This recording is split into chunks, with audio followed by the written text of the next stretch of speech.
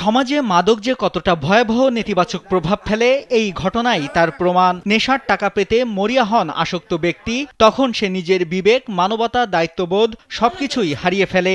নেশার টাকা জোগাড় করতে এবার নিজের ১.৫ মাস বয়সী ছেলে সন্তানকে বিক্রি করে দিয়েছেন এক পাষণ্ড বাবা।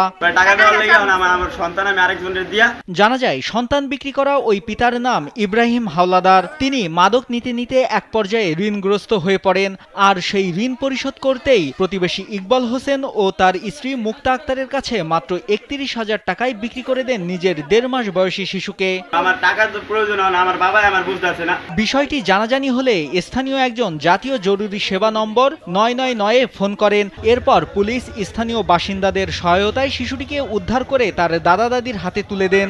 নিশাবানি খাওয়ার পরে তো ছেলের কদিন পরে পরে বেঁচে লাগতেছে। তারপর ওর মা ওর বাহে ওর মাইরা দিরা মনে করেন রাখ, আজকে ওর মা বাবার কাছে না কই ওই ছেলের ব্যস্ত লয়ে গেছে। ২৩ জুন শরীয়তপুর পৌরসভার ৩ নম্বর ওয়ার্ডের চরপালং এলাকায় চাঞ্চল্যকর এই ঘটনাটি ঘটে। ইব্রাহিম হাওলাদার নড়িয়া উপজেলার ফতেজংপুর এলাকার শওকাত হাওলাদারের ছেলে। পরিবার নিয়ে শরীয়তপুর পৌরসভার ৩ নম্বর ওয়ার্ডের চরপালং এলাকায় ভাড়া বাসায় থাকতেন। সন্তান বিক্রির কথা স্বীকার করেন নিজেও।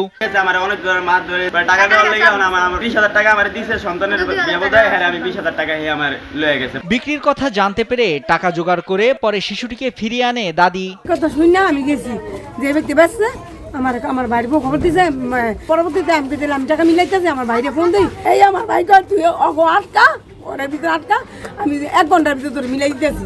জাতীয় সেবা ৯৯-এর মাধ্যমে জানতে পেরে পুলিশ শিশুটিকে উদ্ধার করে। পাশাপাশি শিশুটির বাবা মাকে থানায় নিয়ে যাওয়া হয়। পরবর্তীতে পরিবারের কারোর কোনো অভিযোগ না থাকায় মুচলেকা নিয়ে শিশুটির মা বাবাকে ছেড়ে দেওয়া হয় এবং শিশুটিকে দাদা দাদির কাছে দেওয়া হয়। পুলিশ অ্যারেস্ট করে নাই, পুলিশ ট্রিপল লাইনে ফোন পেয়ে গেছে। যে ছেলে ইব্রাহিমকে বলছে ওর ঋণগ্রস্ত ছিল, ঋণের টাকা পরিশোধ করার জন্য আমার বাচ্চাকে দিয়েছে, ভুল করছি, আমার বাচ্চা নিয়ে নেব। পরে ওর মা বাবা ভাই বোন এসে বাচ্চা নিয়ে গেছে থানা থেকে।